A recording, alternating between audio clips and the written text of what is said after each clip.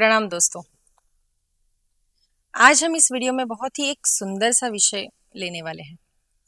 यानी आप सभी को पता है कि जो साधना मार्ग में है, यानी कई वर्षों से साधना कर रहे हैं, ऐसे कई सारे मेरे साधक दोस्तों और भाइयों बहनों को कई सारे ऐसे प्रश्न होते हैं जो उन्हें विवंचना में डालते हैं। कई सारे साधक मैंने देखे हैं जो कई वर्षों से साधना कर रहे हैं, लेकिन उन्हें जो मुकाम पे पहुंचना है वहां तक वो पहुंच नहीं पाते हैं। और फिर इतने साल साधना करने के बाद भी कई सारे लोगों को साधना ज्यादा करने की वजह से भी डिप्रेशन में देखा है। तो ऐसा क्यों होता है?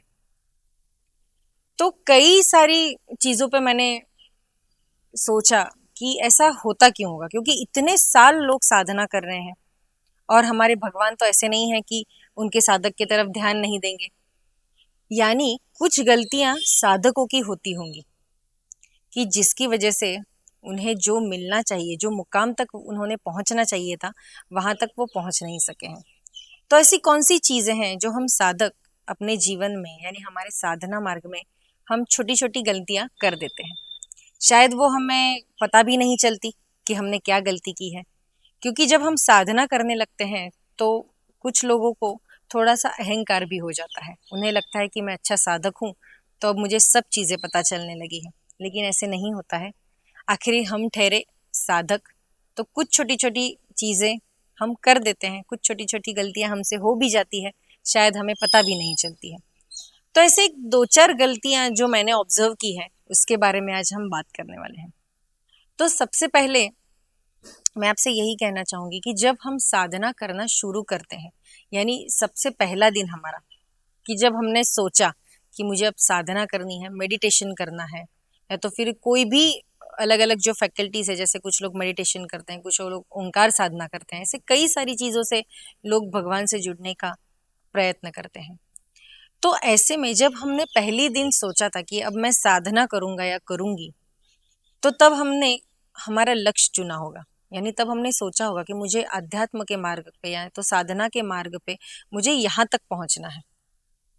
तो वो लक्ष्य जो हमने उस दिन फिक्स किया था कि मुझे यहाँ तक पहुंचना है, तो साधना करते करते कई वर्षों में शायद हम वो चीज भूल जाते हैं कि हमें पहुंचना कहाँ था।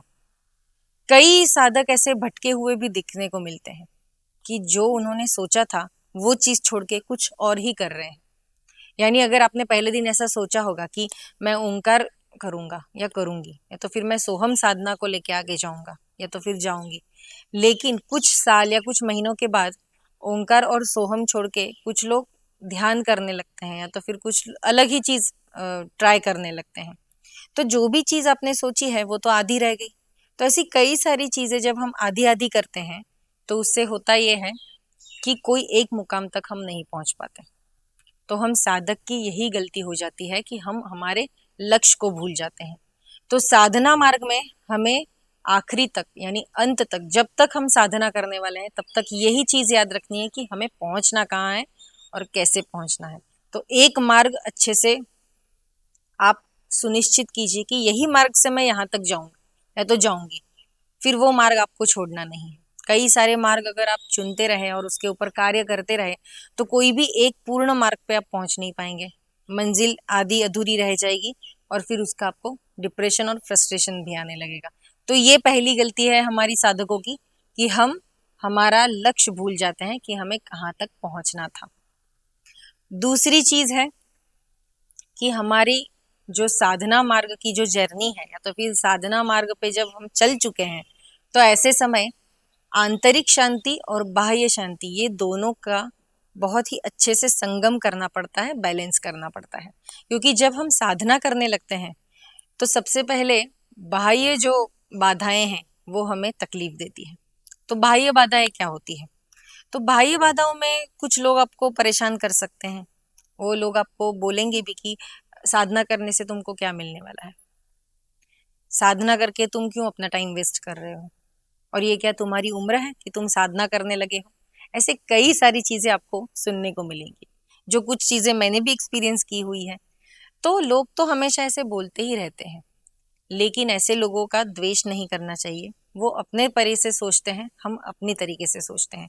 ऐसे देखा जाए तो स्वामी विवेकानंद जी को भी जब वो बाहर के देश में रहते थे, वहां के भी लोग उन्हें कुछ ना कुछ ताने मारते थे, बोलते थे, लेकिन वो सब उन्होंने सहन करके साधना में आगे बढ़े, अपना सुनिश्चित जो उनका लक्ष्य था वहां तक वो पहुंच ही गए। तो ऐसे अगर बड़े संतों महंतों को भी कुछ ना कुछ सुनना पड़ता है, तो हम तो सामान्य साधक हैं, तो हमें कुछ ना कुछ तो सुनना ही पड़ेगा, तो उसे अपने दिल से नहीं लगा के लेना है। दूसरा है कि आंतरिक शांति। तो आंतरिक शांति क्या होती है? जब कभी हम साधना करना शुरू भी करते हैं, तो ऐसे समय हम काफी अपने विचारों पे नियंत्रण नहीं रख पाते हैं। यानी जब आप आंख मीच के जब साधना करने बैठते हैं, तो कई सारे लोगों ने ये अनुभव लिया भी होगा कि एक विचार से लेके दूसरे विचार तक हम पहुंच ही जाते हैं, यानी एक के बाद एक कई सारे विचार आपको आएंगे। तो साधना मार्ग पे पहले पहले तो ये सब चीजें सामान्य है, होती भी है, तो उसमें आपको परेशान होने की कोई जरूरत नहीं है। लेकिन धीरे धीरे आपको ये चीज नियंत्रण में लानी है। नियंत्रण में लाने के लिए हमें अच्छे से बैठना है, ध्यान लगाना है, और अच्छे से श्रद्धा भाव से हमें जो भी हम साधना कर रहे हैं उसको अच्छे से करना है। तो ये आंतरिक और बाह्य, ये जो बाधाएं हैं, वो दोनों को आपको अच्छे से बैलेंस करना है और कंट्रोल करना है। कुछ लोग ये कर नहीं पाते हैं, इसीलिए साधना मार्ग आधे में ही छोड़ देते हैं, तो ये हमारी दूसरी गलती हो जाती है। तो ऐसी कई सारी बाधाएं हमें विवंचना में डाल के हम साधना मार्ग छोड़ नहीं सकते, तो ये दूसरी गलती हमें नहीं करनी है। तीसरा है कि जब आप साधना कर रहे हैं तो आप अंदर से शांत होने लगते हैं, कई सारे बदलाव आप खुद महसूस करते हैं। तो जब आप शांत हो जाते हैं, तो होता ये है कि आप अकेला रहना पसंद करते हैं, या तो फिर आपको लगता है कि कोई मेरे आसपास नहीं चाहिए, मैं अकेला ही ठीक हूँ या अकेले ही ठीक रहती हूँ। तो ऐसे में हो जाता है ये कि हम दूसरों को तकलीफ देने लगते हैं, या तो फिर हम दूसरों के लिए कुछ गलत भी बोलने लगते हैं।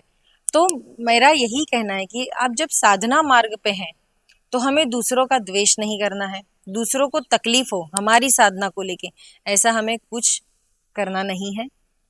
और ये सबसे ज्यादा इम्पोर्टेंट चीज है कि हमें किसी का द्वेष नहीं करना है, या तो फिर किसी के लिए बुरा नहीं बोलना है।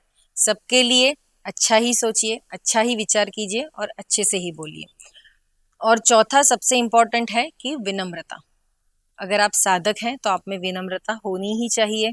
दूसरों के साथ बात करते समय आप काफी विनम्रता से बात कीजिए। सामने वाला कितना भी गुस्सा कर रहा है आप पे या कितना भी चिल्ला रहा है, लेकिन आपने हमेशा विवेक बुद्धि से ही काम लेना है। कोई कितना भी आपके ऊपर क्रोध करे, लेकिन आपको खुद को नियंत्रण में रखना है और अच्छे से आपका कार्य खत्म करना है। साधना मार्ग में विनम्रता तो रखनी ही है, लेकिन उसके साथ साथ श्रद्धा भी बहुत ही जरूरी है। आप जो भी साधना कर रहे हैं उसके ऊपर श्रद्धा होना बहुत जरूरी है। कुछ लोगों के विचार डगमगा जाते हैं, वो जब साधना करने लगते हैं तो 2 महीने 6 महीने के बाद उन्हें लगता है कि ये जो मैं कर रहा हूँ या कर रही हूँ वो ठीक तो कर रही हूँ, तो मुझे इसका रिजल्ट कब मिलेगा, फल कब मिलेगा। अब मैं इतने दिन से कर रही हूँ लेकिन मुझे कुछ मिल तो नहीं रहा है। तो ऐसे नहीं है, साधना मार्ग जो है इसमें धीरे धीरे ही आपकी प्रगति होने वाली है।